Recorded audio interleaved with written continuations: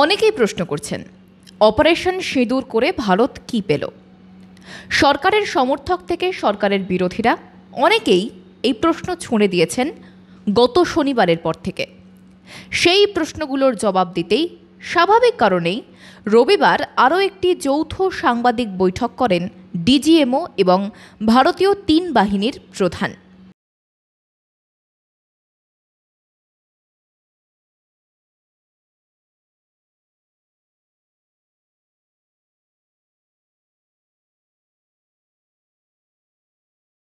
তার আগে ভারতের পররাষ্ট্রনীতির একটা গুরুত্বপূর্ণ অংশ বুঝে নেওয়া দরকার।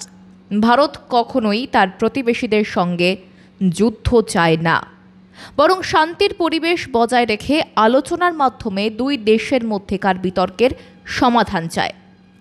পাকিস্তানের ক্ষেত্রেও একই অবস্থান ভারতের। কিন্তু সমস্যা হলো, আমার পররাষ্ট্রনীতির সম্মান আমার প্রতিবেশী করবেন এমন ভাবার কোনো সুযোগ নেই। সেই কারণেই 26/11 মুম্বাই হামলা হয়, সংসদ ভবনে হামলা হয়, পুলওয়ামা হয় এবং শেষতম নিদর্শন পেহেলগাঁও।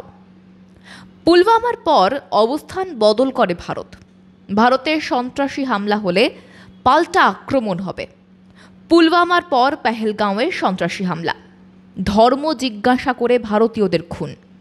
পাক জঙ্গি সন্ত্রাসীদের লক্ষ্য ছিল দুটো: এক, ৩৭০ ধারা অবলুপ্তির পর ঘুরে দাঁড়াতে চাওয়া জম্মু কাশ্মীরের অর্থনীতির কোমর ভেঙে দেওয়া, এবং ২, ধর্মের নামে ভারতের সর্বত্র অশান্তি তৈরি করা।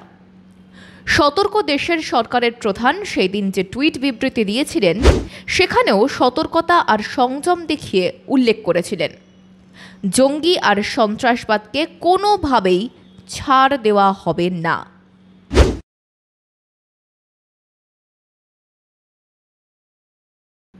এবং একইভাবে সিজফায়ারের পরেও দেশের প্রধানমন্ত্রীর টুইটে সেই বার্তাই স্পষ্ট: জঙ্গিবাদের বিরুদ্ধে লড়াই চলবে এবং ফের সন্ত্রাসী হামলা হলে তার উপযুক্ত জবাব পাবে Pakistan.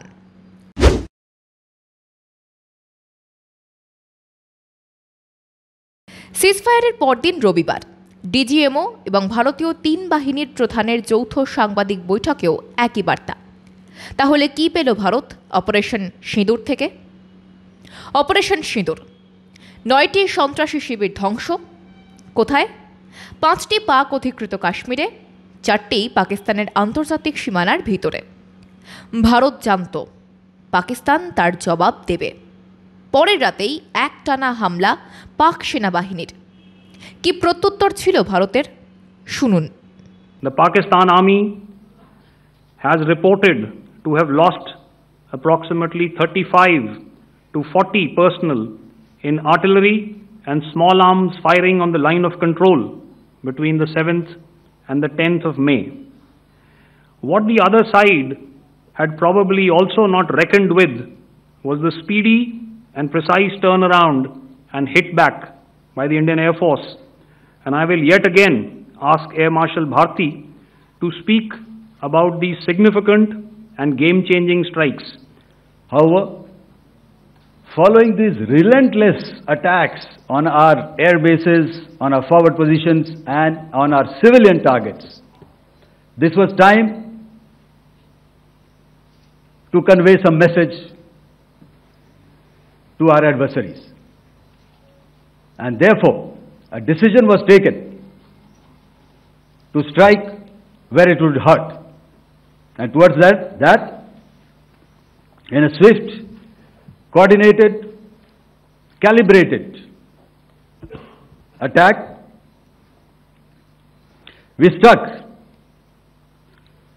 his air bases, command centers, military infrastructure, air defense systems across the entire Western Front. The bases we struck include Chaklala, Rafiki, and mind you, Chaklala is Islamabad. Rahim Yar Khan, Sakar, sending a clear message that aggression will not be tolerated. Pakistan যখন ভারতের অসামরিক লক্ষ্যবস্তুর ওপর হামলা চালাচ্ছে, ঠিক তখন ভারত তার target বেছে নিয়েছে। পাক সামরিক বিমান ঘাঁটি, র্যাডার, অস্ত্রাগার, দুই পক্ষের লড়াইয়ের মধ্যে পার্থক্য, মানসিকতা এবং দায়িত্ববোধের তফাৎ প্রকট। ভারতীয় আক্রমণের মুখে দিশেহারা পাকিস্তান সামরিক বাহিনী যাত্রী বিমানকে ব্যবহার করেছে আড়াল হিসেবে। ফলে ভারতীয় বিমান বাহিনীকে আরও সতর্ক হয়ে আক্রমণ চালাতে হচ্ছিল, কারণ একটি অসামরিক লক্ষ্যবস্তুতে যেন ক্ষেপণাস্ত্র আঘাত না করে। Here I would like to bring out another aspect. What we found was that while the drone attacks were being launched from somewhere close to Lahore, enemy had allowed his civilian aircraft to also continue to fly out of Lahore. Not only his own aircraft but international passenger aircraft, which is quite insensitive, and we had to exercise extreme caution even at the cost of some tactical disadvantage to ensure that there is no damage to any of the civilian aircraft.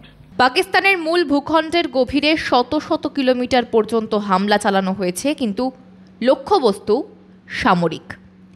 Bharat পাকিস্তানকে বুঝিয়ে দিয়েছে যে সন্ত্রাসী এবং সন্ত্রাসী মদতদাতা পাক সেনাদের মধ্যে কোনো পার্থক্য নেই, কিন্তু পাক জনগণ কখনোই ভারতের লক্ষ্যবস্তু নয়।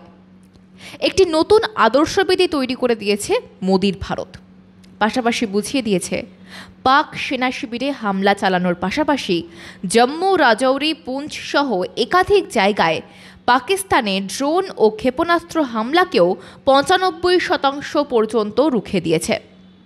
যখন একদল দেশের জমি রক্ষা করছেন, ঠিক তখন লাহোরের আকাশ র্যাডারবিহীন করে ফিরে এসেছে ভারতীয় বিমান বাহিনীর সাহসী জওয়ান। হামলা চালিয়েছে পাঞ্জাব প্রদেশও, যা পাকিস্তানের সামরিক বাহিনীর একটি কৌশলগত শক্তিশালী ঘাঁটি হিসেবে পরিচিত। Our fight was neither with the Pakistani military nor with anybody else who's there on the other side. Our fight was with the terrorists. We neutralized the terrorists that we selected to be neutralized, and thereafter we only maintained the air defense posture.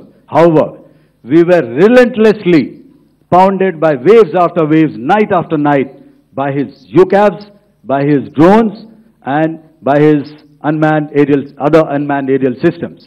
And that left us with no choice but to retaliate, and yet our retaliation was calibrated, it was graduated, and it was proportionate. Along with the kinetic actions by the Indian Army and Indian Air Force, the overwhelming operational edge of Indian Navy at sea contributed towards Pakistan's urgent request for a ceasefire yesterday.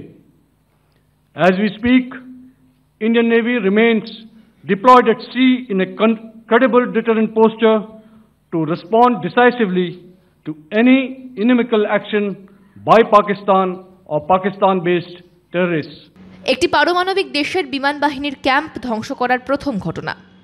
3 ঘন্টার মধ্যে 11টি ঘাঁটিতে আক্রমণ করা হয়েছিল, যার মধ্যে রয়েছে নূর খান, রফিকি, মুরিদ, সুক্কুর, শিয়ালকোট, পসরুর, চুনিয়ান, সরগোধা, স্কারু, বোলারি এবং জ্যাকোবাবাদ। এর ফলে পাকিস্তানের বিমান বাহিনীর 20% পরিকাঠামো ধ্বংস হয়ে গিয়েছে। সম্ভবত এবারই প্রথম গোটা বিশ্বকে এই বার্তা দেওয়া হয়েছে, বিশ্বব্যাপী বার্তা। ভারত তার জনগণকে রক্ষা করার জন্য কারো অনুমতির অপেক্ষা করবে না। সন্ত্রাসীদেরকে শাস্তি দেওয়া হবে যে কোনো সময়, যে কোনো জায়গায়। সন্ত্রাসবাদী এবং সন্ত্রাসবাদকে লালন করা পরিকল্পনাকারীদের ছাড়া হবে না, তাদেরও মুখ লুকোনোর কোনো জায়গা নেই। পাকিস্তান প্রতিশোধ নিলে ভারত কেবল তাদের মোকাবিলা করবে না, বরং সমুচিত জবাব দেবে। নিজের বার্তায় এই কথাই জানিয়েছেন ভারতের ডিজিএমও। তিনি বলেন, কমান্ডারদের স্বাধীনতা দেওয়া আছে সীমান্তে কোনো রকম সিজফায়ারের ভায়োলেশন হলে পাল্টা উপযুক্ত জবাব দেওয়ার।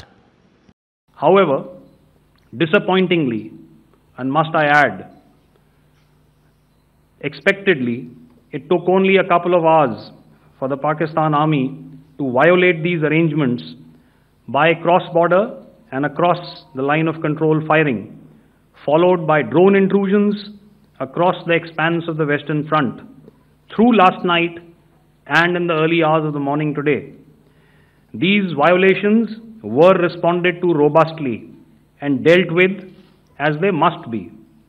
We have earlier today sent another hotline message to my counterpart highlighting these violations of the understanding between the DGMOs on the 10th of May and our firm and clear intent to respond to these fiercely and punitively, if repeated tonight, subsequently, or later. In this regard, I must inform all of you that the Chief of Army Staff has earlier today conducted a security review and has granted full authority to our Army commanders for counter-actions in the kinetic domain in case of any violation by Pakistan. এদিকে ভারত সরকারের বিদেশমন্ত্রীর পক্ষ থেকে জানিয়ে দেওয়া হয়েছে পাকিস্তানের সঙ্গে আলোচনা এজেন্ডা একটাই, রিটার্ন অফ পিওকে, এবং যা যা ঘটনা ঘটেছে তার সঙ্গে ইন্ডাস রিভার ট্রিটি পুনর্বিবেচনা করার কোনো সম্ভাবনাই নেই। এদিকে দুদিন আগেই ওয়ার্ল্ড ব্যাংকের প্রেসিডেন্ট অজয় বাঙ্গা দুদিন আগেই স্পষ্ট করেছেন বিশ্ব ব্যাংকের অবস্থান, জানিয়ে দিয়েছেন বিশ্বব্যাংক দুই দেশের মধ্যে সিন্ধু জল বন্টন চুক্তির নেগোশিয়েটর ছিল, তারা কোনোভাবেই এই চুক্তির পার্টি নন। সন্ত্রাসবাদের বিরুদ্ধে লড়াইয়ে এখন কার্যত আপার হ্যান্ড ভারতের। এখনও বিশ্বের বেশিরভাগ দেশের সমর্থন রয়েছে ভারতের পাশে, কারণ আত্মরক্ষার অধিকারের পাশাপাশি দেশের মানুষকে সন্ত্রাসের হাত থেকে রক্ষা করার দায়িত্বও দেশের সরকারের। সোমবারের আলোচনায় সিজ ফায়ারের পর পাকিস্তান বাহিনীর পিওকেতে গোলাগুলি চালানো ঘটনার কথা উল্লেখ করে ফের সতর্ক করা হবে পাক ডিজিএমওকেও। ব্যুরো রিপোর্ট, মাধ্যম।